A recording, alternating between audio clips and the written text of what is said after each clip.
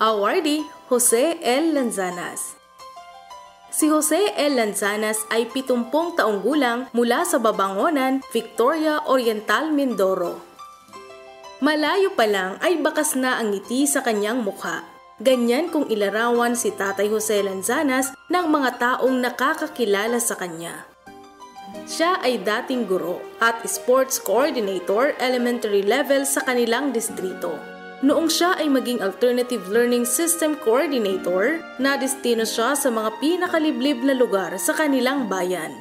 Taong 2011, nag-umpisa siya sa pagsasagawa ng informal classes para sa mga mangyan sa isa sa pinakaliblib na lugar sa Victoria. Doon niya nakita ang pangangailangan sa formal na edukasyon para sa mga katutubong mangyan. Inumpisahan niya sa paghingi ng donasyon sa lupa na pagtatayuan ng unang silid-aralan na tinawag niyang Sikuran Minority School. Ang unang silid-aralan na ginamit ng 23 mangyang mag-aaral ay gawa sa mga kawayan at dahon ng niyog. Upang makapagpatuloy pa sa susunod na baitang ang mga naunang mag-aaral at mga bagong mag-aaral ng SMS, nagpatayo muli si Tatay Jose ng silid-aralan. Sa tulong ng mga pribadong kumpanya at individual, taon-taon ay nadaragdagan ang bilang ng silid-aralan. Sa kasalukuyan, mayroon ng 8 silid-aralan, 6 na guro at 76 na mag-aaral ang Sikuran Minority School. Dahil dito, namulat ang mga katutubong mangyan sa kahalagahan ng edukasyon.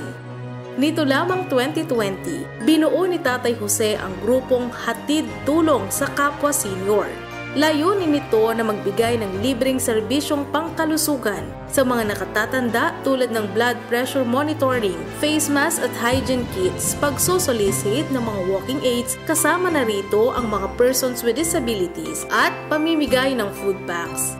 Maituturing itong malaking tulong lalo na ang mga walking aids sa nakatatanda dahil sila ay nakalalabas na sa kani-kanilang tahanan.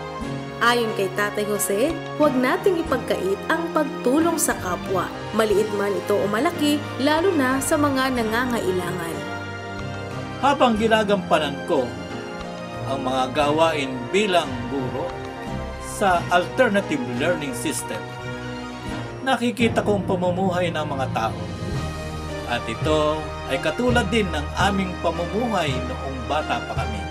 Kakulangan sa pagkain at gamot ng mga may karamdaman, lalong-lalo ng mga senior at PW. Maraming mga katutubong mangyan ang din makapag-aral.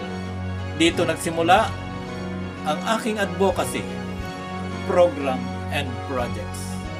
Ang mga ito ay aking naisakatuparan sa tulong ng aking mga estudyante na magaganda na ang buhay sa kasalukuyan, mga kaibigan, at mga kakapwa ko mga guro.